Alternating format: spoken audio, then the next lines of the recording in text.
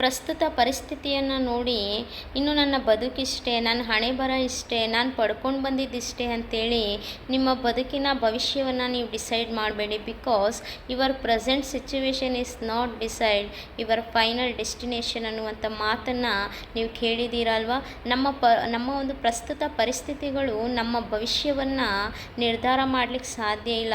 ನೋಡಿ, ಪ್ರಾರಂಭದಲ್ಲಿ ದಾವೀದನು ಕುರಿ ಕಾಯ್ತಾ ದೊಡ್ಡಿಯಲ್ಲಿ ಮಲಗ್ತಿದ್ದ. ಆದರೆ ಅವನ ಸ್ಥಿತಿಯಲ್ಲಿ ನಾವು ನೋಡುವಾಗ ಆತನು ಅರಸನಾಗಿ ಅರಮನೆಯಲ್ಲಿ ಆಳ್ವಿಕೆ ಮಾಡಿದ್ದನ್ನು ನಾವು ನೋಡ್ತೇವೆ. ದೇವರ ವಾಕ್ಯ ಹೇಳುತ್ತೆ, ನಿನ್ನ ಮೊದಲ ಸ್ಥಿತಿ ಅಲ್ಪವಾಗಿದ್ದರೂ ನಿನ್ನ ಅಂತ್ಯಸ್ಥಿತಿ ಅತ್ಯಧಿಕವಾಗಿರುತ್ತೆ ಅಂತ. ಸೊ ನಮ್ಮ ದೇವರು ನಾವು ಊಹಿಸದಂಥ ಕಾರ್ಯಗಳನ್ನು ಮಾಡುವಂಥ ದೇವರಾಗಿದ್ದಾನೆ. ನಾವು ಬೇಡಿದ್ದಕ್ಕಿಂತಲೂ ಊಹಿಸಿದ್ದಕ್ಕಿಂತಲೂ ಹೆಚ್ಚಿನದನ್ನು ಕೊಡುವಂಥ ದೇವರಾಗಿದ್ದಾನೆ. ನೀವು ನಂಬಿಕೆ ಇಡಿ, ಸೋತು ಹೋಗಬೇಡಿ. ನಿಮ್ಮ ಪ್ರೆಸೆಂಟ್ ಮೇಲೆ ನಿಮ್ಮ ದೃಷ್ಟಿಯನ್ನು ಇಡಬೇಡಿ.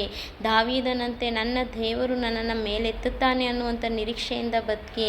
ಖಂಡಿತ ಆತನು ನಿಮ್ಮನ್ನು ಕೈ ಹಿಡಿದು ಮೇಲೆತ್ತುತ್ತಾನೆ. God bless you.